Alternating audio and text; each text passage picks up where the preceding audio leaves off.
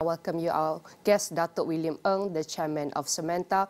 I want to say thank you very much, Datuk, for joining me. Firstly, we want to take a look at the new imposed tariff from 1st August. Definitely, this has feared a lot of people, from consumer to business and industry and the whole world. How will the reimposition of US tariffs up to 40% on Malaysian exports affect the country's manufacturing, E&E sectors, which are heavily reliant on access to the US markets, Dato? Yeah, good morning, Dina. The proposed 25% tariff on Malaysian export, I think particularly on our manufacturing and E&E sector, obviously pose a very significant threat because export is one of our most strategic sector for our economy. We take E&E alone, for example, that makes up about 38% of our total export, and with the US as a key destination of most of this product. So this tariff is not only about reducing our export or trade with the US, but also erode our competitiveness overnight, and then potentially forcing firms that are using us as a base for advanced manufacturing and, of course, supply chain operations to consider whether they should continue to be in Malaysia or they should move to our neighbors, for example, Vietnam, which now has a lower tariff than we do. At the same time, I think you're also likely to see disruption in just-in-time supply chain, especially in semiconductors and also components that flow through Malaysia before they reach the US tech giants in this case. So I think if this persists, I think this could even lead to rerouting of this investment, like I said, it's now away from Malaysia to countries where the tariff could be lower, like Vietnam or India. And if this move is permanent, it could weaken our position as a regional supply chain hub. So this new tariff is highly unexpected and could be quite damaging to our position as a supply chain hub. What are the immediate risks to Malaysia's trade surplus and supply chain resilience if no deal is struck by the August 1st deadline? Of course, we are hopeful that since the negotiation is still ongoing, that we should see some kind of a deal that would be favorable to Malaysia by the deadline that has been mandated by the US. But the immediate risk right now is actually the sharp contraction in our trade surplus with the US, which of course could then spill over to our broader balance of payments and currency stability. Because we must always remember that many of our trade, not only with the US, but with other countries, are denominated in the US dollar. So I think this may trigger, if it continues unabated, even perhaps layoffs in the affected sector, and as it weakens our business confidence. And of course, it may even slow our GDP recovery. I think, but more critically, I think Malaysia, is a keynote in the global tech and also EV supply chain in particular. So I think a sudden tariff shock like now could actually prompt some of these MNCs to diversify or relocate. I think in the short term, obviously because investment is a long-term consideration, we don't foresee any of this MNC moving away from, say, Penang to other state. But if they see that this tariff is going to stick, maybe in the midterm, maybe 3 to 5 years' time, it might actually impact that, and it may threaten our long-term viability in our role in a global supply chain, including in areas like chip testing, in packaging, and in advanced assembly. And it's very important if it's affecting our long-term viability role. And with Malaysia's Trade Ministry still pursuing a balanced and mutually beneficial trade agreement, what leverage does Malaysia realistically have against a protectionist US administration, and can it avoid becoming collateral in Trump's economic brinkmanship? I think we know that Malaysia is a small country, so realistically we don't have a lot of negotiation power or even direct leverage against the US, especially under this quite unpredictable administration that's also very prone to being very protectionist. However, I think our strength lies really in where we align to. In this case, within ASEAN as a bloc, within the CPTPP, with our Indo-Pacific trade partners, and also, of course, with multilateral rule-based institutions like the WTO. Some may say that the WTO is no longer functional. But in reality, that is a very strong institution still, and we're quite fortunate that we are strongly aligned to WTO. I think what we need to do is to move swiftly to engage not just with the government of the US, but also with the US business community that benefit from supply chains linked to Malaysia. For example, many of our investors in Malaysia are American companies. So we can, of course, continue to engage with these businesses so that they themselves can apply pressure to their own government to ensure that the tariff comes down, if that is possible at all. I think at the same time, we can also remind the US that we are a crucial partner in its nearshoring and in its China Plus One strategy. So if they continue to disrupt our trade, it also undermines regional stability and pushes towards the Chinese supply chain, which I don't think is what they want. Mm-hmm. And that is some of the impacts on Malaysia from the perspective of Tarif. And I'm going to bring along to one of our panel guests also. Joining us right now is Datuk David Gurupatham, the Industry Unite co-founder. I want to say thank you very much, Datuk David, for joining me. Datuk William has just shared with me on the impact of trade on Malaysia. Probably I'm going to pass you the questions on the impact on ASEAN as a whole. As of this year, we are the chairman of ASEAN 2025. As we know that if the tariff not only hits China, maybe we are in trouble in terms of supply chain, but also if it's ASEAN worse, it can also impact us. Given that ASEAN has publicly warned against counterproductive US tariffs, how united can the bloc remain in resisting economic quotients when some member states like Vietnam have already negotiated exemptions?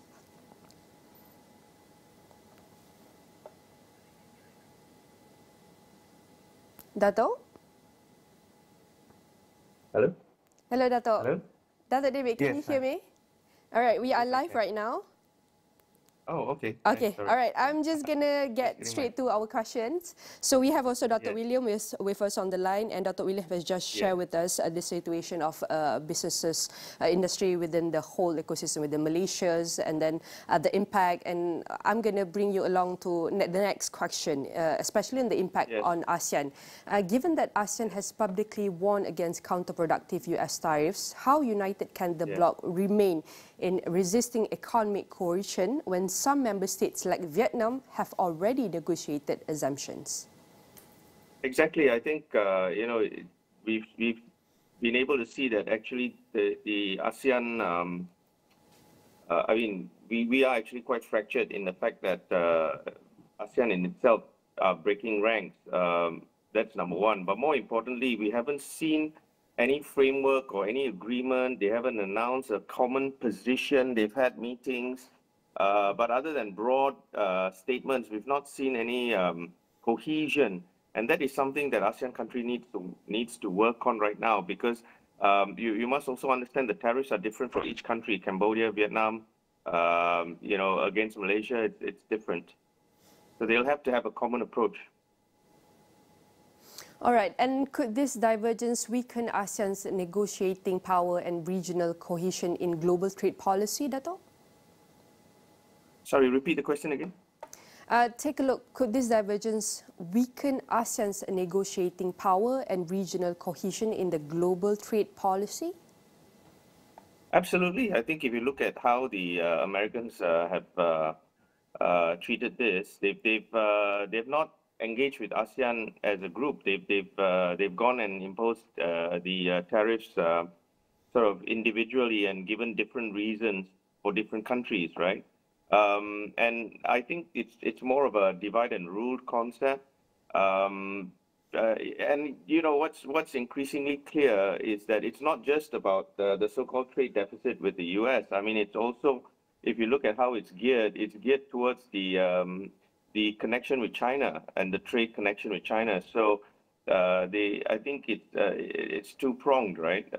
And this has from an economic standpoint, this creates a different issue, because for most of these countries, China is the #1 trading partner. So in effect, it's a double blow, right? On one hand, you have tariffs here, and on the other, you have to balance that out with reducing your trade or supply chain with China. I mean, which is quite clear from directly from the statements that are coming out of the White House, right? Mm-hmm. And Trump's escalating tariff, we want to take a look to what extent will Trump's escalating tariffs accelerate ASEAN's pivot toward alternative trade alliances with China, the EU, or BRICS, and how might this reshape global trade flows and diminish US influence in the region?